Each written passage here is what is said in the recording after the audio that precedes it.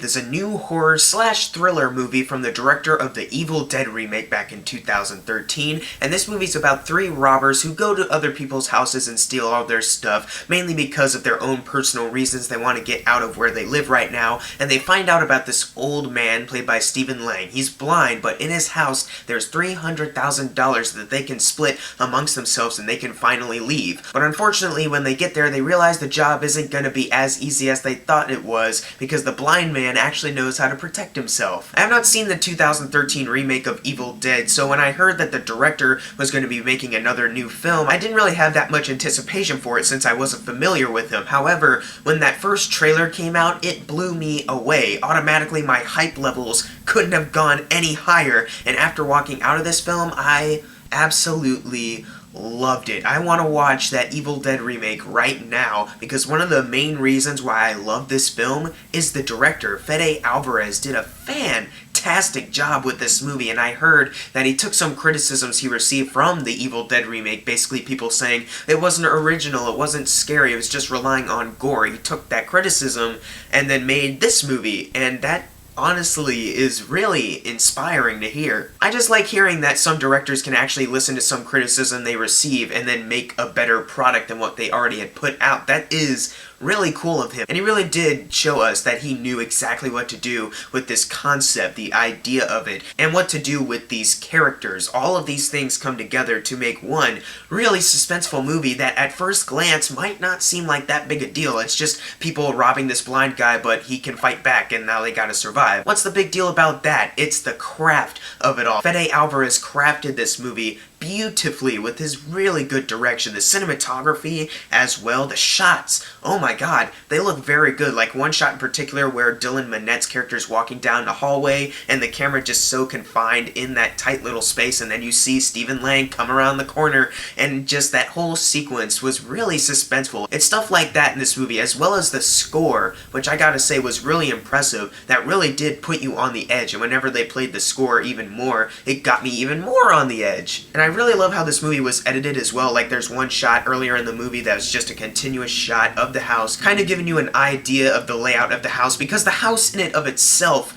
is a character. And there's also another really cool scene in the dark when all of a sudden all the lights go out. You probably saw it at the end of the first trailer, and you get some gray in there so you can see where everything is, but you see no color. It's just pitch black, and the character is just not seeing where to go except Stephen Lang, because he already has found a way to maneuver by touching walls and touching everything around him. Even though they did show a little bit of it in the trailer, just the entire sequence, the way it played out was just so suspenseful. In particular, one moment in there that had me going, no, no, no, no, no, no, no, no, no, don't do that! And speaking of not being able to see, Stephen Lang playing the blind man in this film, which kind of works because not giving him a name makes him more of just this force of nature that's coming after these people. He was so terrifying in this movie, yet intriguing as a character, because whenever the characters are just doing their thing, then all of a sudden Stephen Lang walks around the corner, and then they just have to stop everything and let Stephen Lang go about him, try not to make any noise as he's tapping walls, trying to find out where everything is, trying to find them too. He was really scary in this movie, especially knowing that even though he's blind, he still has certain skills that will help him find these people and probably kill them. That made him the more intriguing, especially when some things later are revealed that made him even more intriguing. Not gonna spoil it, obviously. And also Dylan Minnette in this movie, you might recognize him in Prisoners and especially Goosebumps. He had a more starring role in that, but in this movie, I think he actually did more in this movie than both Goosebumps and Prisoners. He actually had a chance to really shine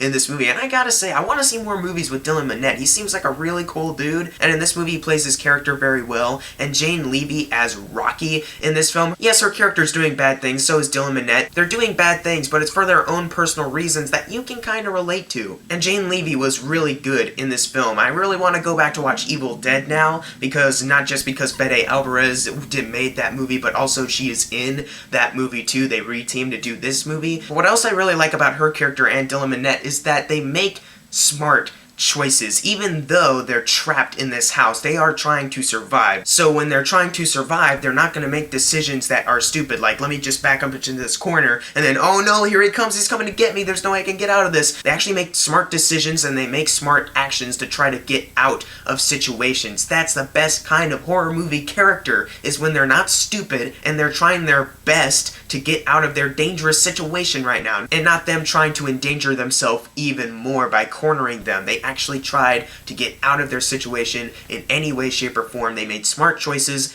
Thank goodness that these characters weren't dumb. And I know this is marketed a lot, but the twist in this movie really is something special. When I saw the first trailer, I was like, oh, well, I think I kind of know what the twist is. I'm not going to spoil it in case you don't know what I'm talking about. But I was watching the trailer, this thing happened, I was like, oh, well, there's the twist. Actually, no. No spoilers, obviously. I'll try to explain it without spoiling. Let's just say there's more going on, and when they revealed what more was going on, it leads to one of the grossest things I think I've ever seen in a movie. But it works wonders. It's really hard to not talk about it without spoiling, but it is so gross. But it works very well in this movie that already is very disturbing and intriguing, and that twist actually makes the story even more than what it could have ended up being. That's why I love this movie so much, because the plot, it takes a very simple premise and elevates it because of some intriguing story elements. The characters, even though they're doing some bad things, you can kind of relate to them, and the blind man is so intriguing as a character. The house itself is a character, and the scares are real, because Stephen Lang is a real person, not just a random ghost that could pop up at any moment. It's not cheap jump scares, it's actual tension fueled by actual things in the film. I only have one problem with this movie, and I honestly only thought about it a day ago. I saw it Friday night, and I couldn't review this movie over the weekend, and I only thought about it yesterday. I won't spoil the opening shot, but let's just say I think they could have picked a better opening shot than what they went with, and I really don't think that it was the best decision to use that. That's all I'll say about it. But the fact that it took me like 2 days to actually pinpoint a flaw with this movie is really special. I actually love this movie more than I expected myself to love a movie like this. And I know it's doing well at the box office right now. It just opened with $26 million. That's very good, but seriously, more people need to go out to see this film because it is a horror gem that we rarely get. The Conjuring 2 is the only horror gem that's come out this year. The Witch, in my opinion, is overpraised. It's good, but bleh. And Lights Out is a good horror movie too, but this movie is special. It's creative, original, it has good characters, one in particular that's extremely intriguing, and real tension. I'm gonna give Don't Breathe an A. I think if they just fixed that opening shot, this movie would have gotten an A+. I absolutely love this film to death. I can't wait to watch it again, honestly, even though I'm gonna be scared the whole time because it is that impactful. I don't care because I love this movie. But if you've seen Don't Breathe, leave in the comments below of what you thought of it. And as always, thank you guys for watching. Make sure to subscribe. I'm Jackson Fulcher. See you guys next time.